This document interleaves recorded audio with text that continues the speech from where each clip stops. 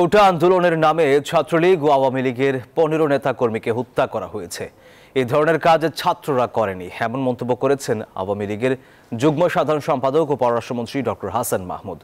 জাতীয় প্রেস ক্লাবের সামনে কোটা সংস্কারের নামে বিএনপি জামাত কর্তৃক রাষ্ট্রীয় সম্পদ ধ্বংসের প্রতিবাদে মানববন্ধনে এই মন্তব্য করেন তিনি। বলেন, তালেবান মতাদর্শে বিশ্বাসীরা নরসিংদী কারাগার সহ সারা দেশে অরাজকতা সৃষ্টি করেছে। এ সময় ধর্মমন্ত্রী বলেন, ছাত্রদের আন্দোলন সরকার সমর্থন করে, কিন্তু আন্দোলনকে কেন্দ্র করে দেশে ধ্বংস নৈরাজ্য চালিয়েছে বিএনপি জামাত, যা ইসলাম সমর্থন করে না।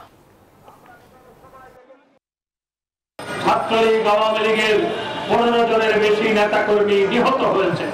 চট্টগ্রামে ছাত্রলীগের নেতাকর্মীরা 6তলা বিল্ডিং এর ছাদের উপর আশ্রয় নিয়েছিল গন্ডগোলের সময়, এবং সেখানে 6তলা বিল্ডিং এর উপর উঠে সেখান থেকে তাদেরকে ছুঁড়ে ফেলে হত্যা করা হয়েছে।